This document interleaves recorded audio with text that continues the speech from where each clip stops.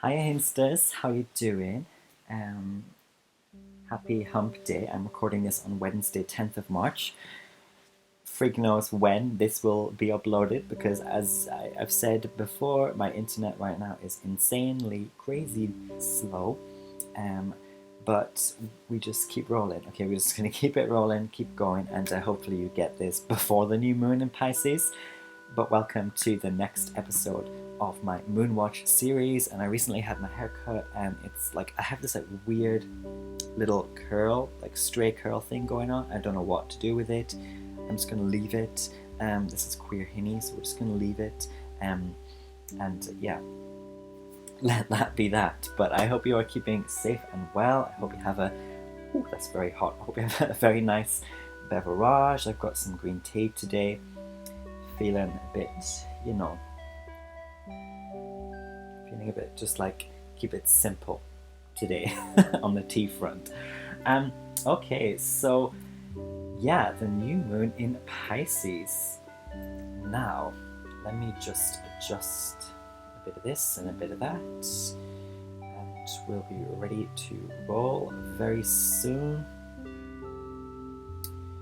Okay, yes, and if you're new to my channel, by the way, do make sure you subscribe to this channel and click the notification bell so you get notifications actually of when I have new videos, and also like this video if you genuinely sincerely like it, and get your breath chart ready as well. And let me know in the comments where you have Pisces and where this new moon is going to be for you. I love to talk to the Hinsters. I love to see how things play out for you. Because, you know, we can have the astrological theory, but it's really nice to actually hear people's experiences, and especially if you have natal placements on or around where this new moon is going to be. So, without further ado, yes, we are continuing our Moonwatch series with this new moon in Pisces, and it officially is going to be March 13th, 2021, and strongest between around 11 a.m., 1 p.m. UK time. That's kind of the window I have for us in terms of strength or officiality, and specifically at 23 degrees of Pisces. Now, if you are wondering what a new moon even is, you can check out my introductory video to new moons and full moons as well, which I'll pop in this video somewhere here. If you're interested in the Piscean energies going on right now, then I do recommend you check out my March astrology video, my Venus in Pisces video, and you might even want to check out my Neptune direct video, because yes, Neptune did go direct back in November 2020 in Pisces, and will go retrograde again on June 25th, 2021 officially. And yes, Neptune is still in Pisces because Neptune takes its sweet time through the signs. So this new moon in Pisces then, first of all, let's just say wow, because it's a very beautiful one, potentially. A gorgeous orchestra of benefics, these quote-unquote good planets. You know, the sun is there, the moon is there, of course, and Venus is there, and Neptune's there too. And they're all conjunct, or they're all, you know, conjunct just means they're all together the same degree, or very, very close in terms of degrees in the same sign. And I want to know where you, again, have Pisces in your birth chart, and what house or houses this new moon is going to be activating for you, because these are the themes in your life that are most likely to be highlighted.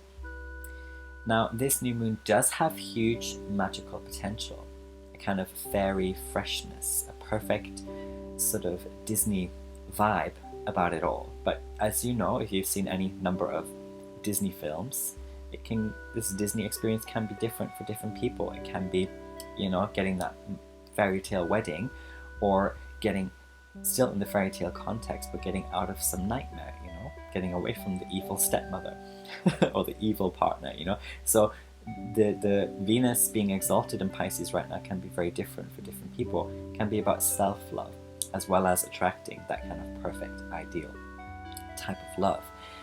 And with Pluto in Capricorn sextiling this stellium in Pisces, though, I would humbly caution against falling for some of the Venus flytrap things around this time, because the recipe is possibly very much set for sweet disaster for some of us. You know, it's good to also keep a bit of a fixed agenda now, to stick to what you've been devising these last few months, and maybe it's more for some of us a feeling of excitement for you around this new moon, a dream even, something that just twinkles, right, with that promise, or helps you believe in it all a bit more, or believe in yourself a bit more. I've got the new moon in Pisces in my 10th house, and I've got the Sun and Neptune all on my midheaven right now, so it's very, I can tell you this is affecting me a lot right now. Of course, I think it's a good idea for all of us to keep intentional visions to ourselves just a teeny bit longer, for most of us until around June this year, in terms of the action, in terms of actually feeling action, feeling it kick in sort of thing. But yeah, to let yourself play with the fancy of ships coming in, you know, this image of ships coming in. And the ships also, by the way, being empty and full of a kind of buzz that's gonna take you off on something new, into something new. And we're kind of getting ready, I think, to jump, though, at the same time.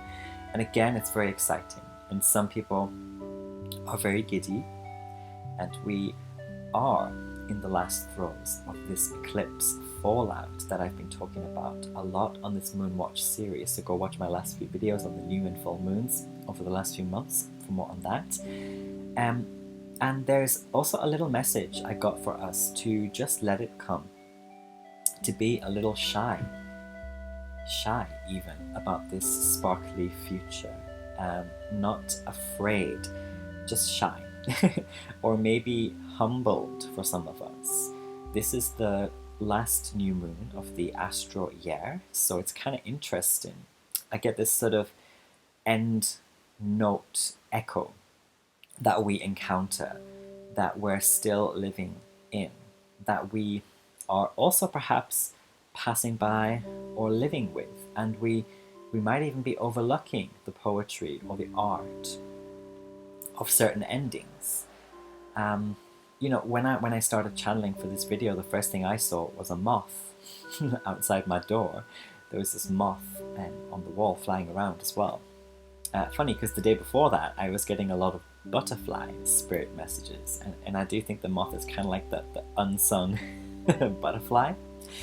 And you know, we sort of don't expect something, or we don't appreciate or even want it around.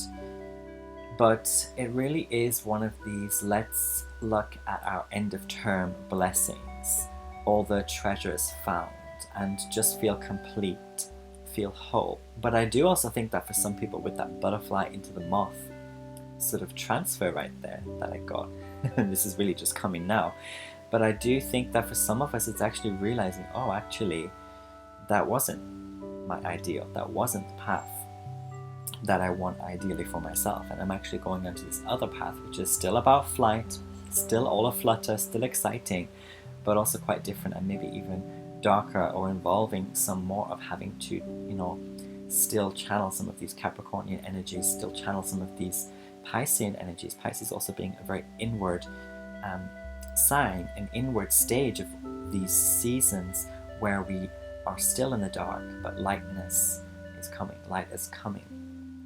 And I talked more about that again in my Venus and Pisces video. But yeah, the world card, for example, in the tarot, think about that. Pisces, the world itself, the globe, the whale. Let's maybe sit in it. rest, you know, sleep, of course, and not shun anything with some forced focus either on a future. You know, it's very rare, I think, that we get to just have some clean slate start. There's almost always something or someone kind of semi-dragged along the way. Baggage even. Something clings, just as a reminder, and it might appear quite humble or inoffensive, but it's still a reminder that while our past transformations might seem trite to us now, and I love this word, trite, but while some things might feel trite now, or even in the near future, and we do sometimes want to get whisked off, right, by the fancy of it all, this Disney energy again. There is this little reminder of what flames and shiny things got us into trouble in the past. So there is that reminder, right? And this new moon, right, as I mentioned, sextiling Pluto, you know, this is not a simple toast to the end, but there's still a glint of the crocodile eye, a Captain Hook lurking to see if we'll fall for the same pie-in-the-sky trip that pushes us to the bottom of some barrel later, or if this time we really are going to fly, we really are going to live our youth, whether we're 19 years old or 29, 49, whatever, and we're bringing Wendy along too. We're Peter Pan and we're Wendy. We're bringing everyone along. And you know, the North Node is in Gemini. We're supposed to be headed toward the path of the ultimate relator. I just talked about this sort of thing in my Mars in Gemini video, so check that out. You know, the puller out of conceits, the clever energy that can laugh and make light of the dark as well, moving forward. While I do think for some people this new moon might be more like that feeling of freshness after a spring clean, for others it might have more of that bittersweet taste. I think for most of us actually, it's going to have this more bittersweet taste going forward, going through, maybe even of taste of victims, finally facing their traumas and their experiences, finally coming out the other end of the tunnel. Not really in celebration maybe, but just breathing, you know, and that in itself is a celebration, just breathing and grateful to see daylight returning, you know, to feel also like they are regaining some type of control. And with Mars, as I said, having entered Gemini and having entered upon a certain lunar scorpionic tone, and check out again my Mars in Gemini video for more on that, but this does seem to show to me that there's a lot of emotional healing for some of you right now, right about now. That closed book finally about to be put away or thrown out altogether, and some enticing bookshop you've never even set foot in before is on the horizon for you. And yes, we're gonna be feeling, I think, right now, a lot of Jupiterian and a lot of meerkat type of energy. This energy that is enticing, or rather itching for Aries season.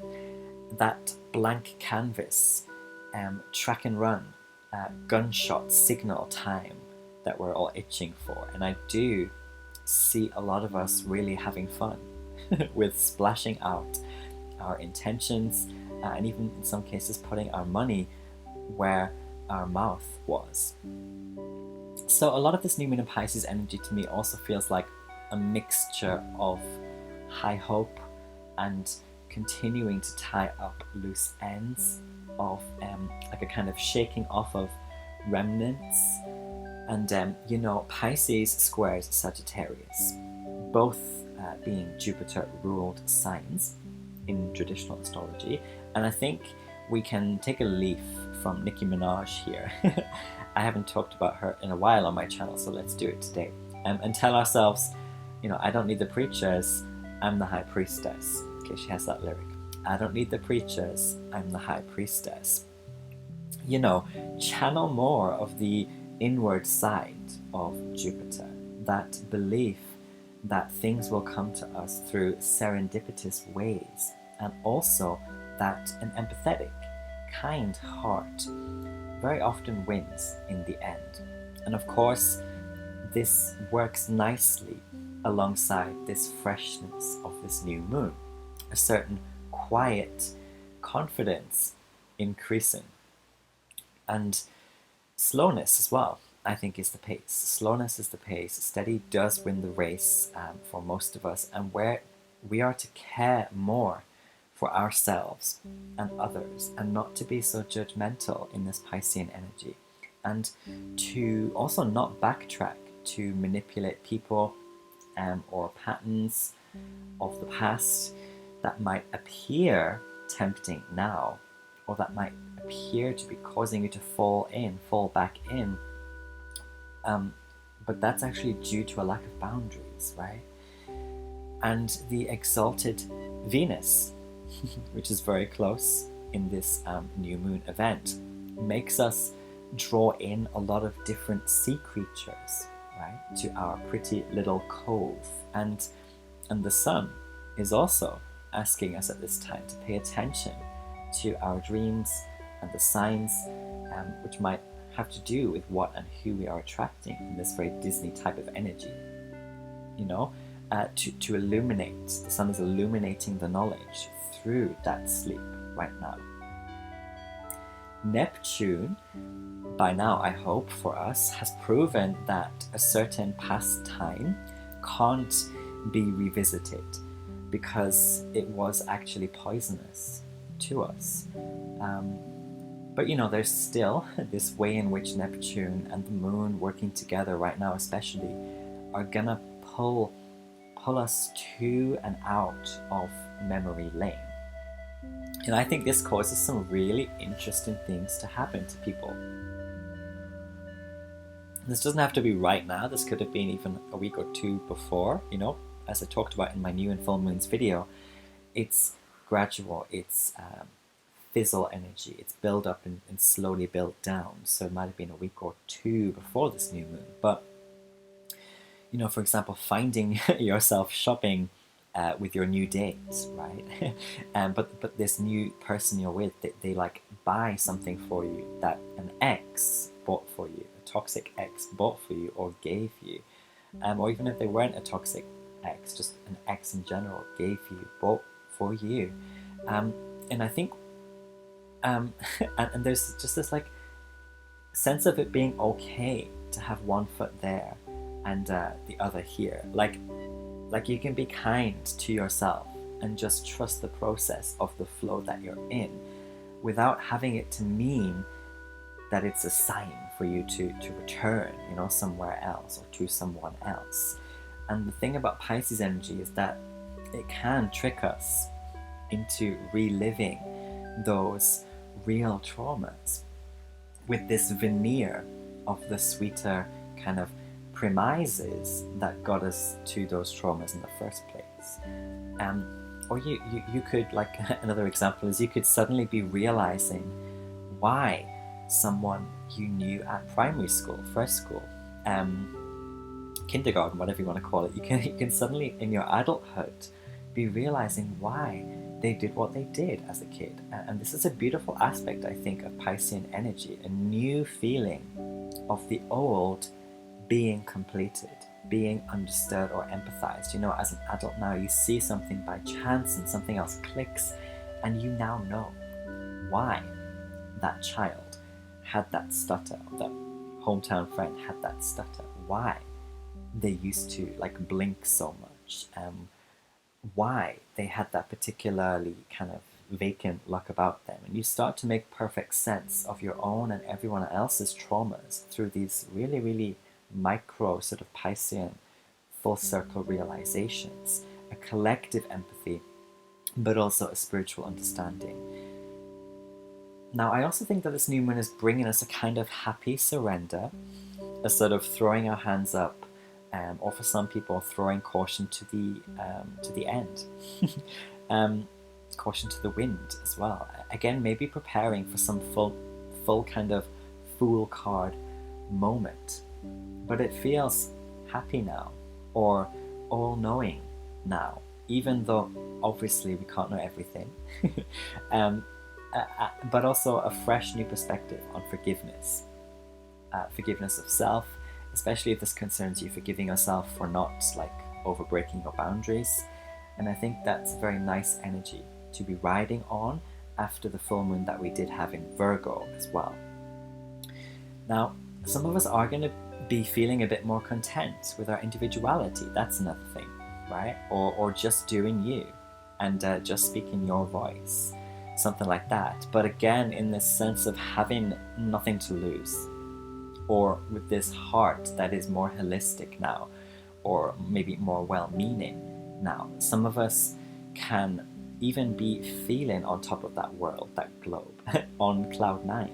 And even if you're not there, there's likely something very recently new or different that provides us an escape, a space in which we can let ourselves do that sleep, and a space where we're just like closing our eyes to it until the spiritual spring does kick in. Alrighty, so that's what I have for you, my loves. Do leave us a comment. Where do you have Pisces in your chart? Where is this new moon taking place for you? I'd love to hear from you and from you. And subscribe if you haven't already, and like this video if you enjoyed these messages. And I wish you all the best as always. Stay safe and take care. I love you. Bye-bye. Mwah.